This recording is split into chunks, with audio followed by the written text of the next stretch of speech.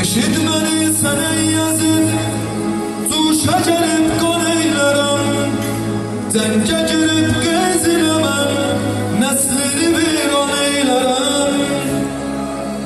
İcaze verse ger Hüsün, Ordunu talan eylerim. Men Abbasam ner oğluyam, Şiir Gazanfer oğluyam.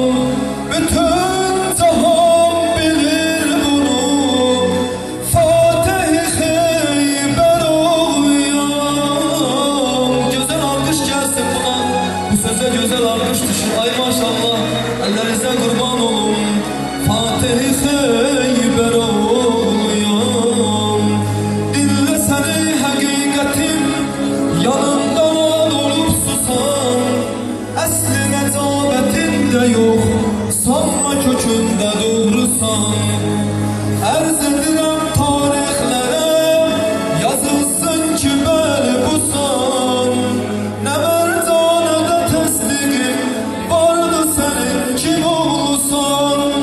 Mən sənin cindir oğluyam, Ləli Cəvahir oğluyam.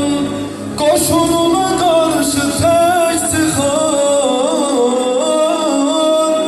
Əbəlfəzəm Şir oğluyam. Gözəl alqış gəlsin olmadı. Əbəlfəzəm Şir oğluyam. Əlimdə zülfüqar ilə atam edibdi cöhranı. Məqam-ı cəngidə odur, yeganə Allah aslanı. Sənə yazıydı bir həyat, göz açməni fəqət tanır. Damarlarımda dövredir, həmən o aslanın qanı. Həmən şücaət oğluyam, zavd-ı qeyrət oğluyam.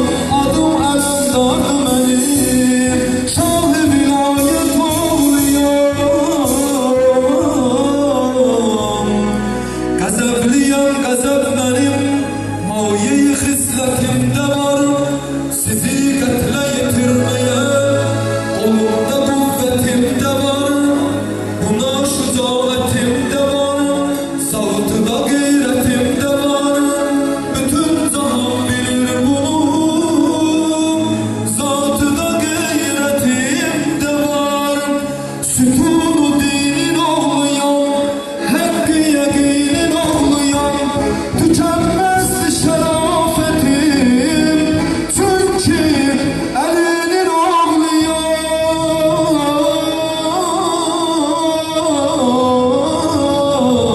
Gözəl alkış gəlsin bu sözə. Vallahi dünyaya dəyər sözdür. Çünki ay maşallah lərzə qurban olun. Çünki əlinin oğluyam, şifalıyam bir güneşem, her tarafa şafak saçan. Şifa veririm o keslere, şifa kim istese atan. Ayak saxla dayan seni, haktan öt çevirip qatan. Qoy ərz edim deyim kiməm, Kəbə evində göz atan. Mahili qanın oğluyam,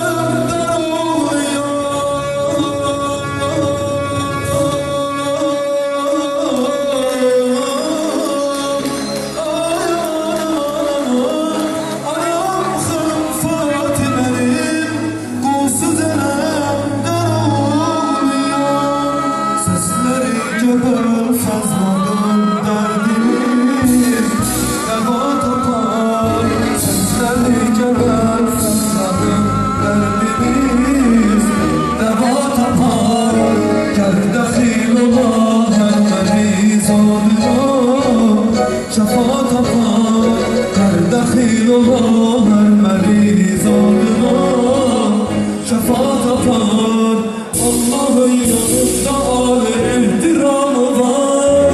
Gördüm onu pürelin güzel mekanı.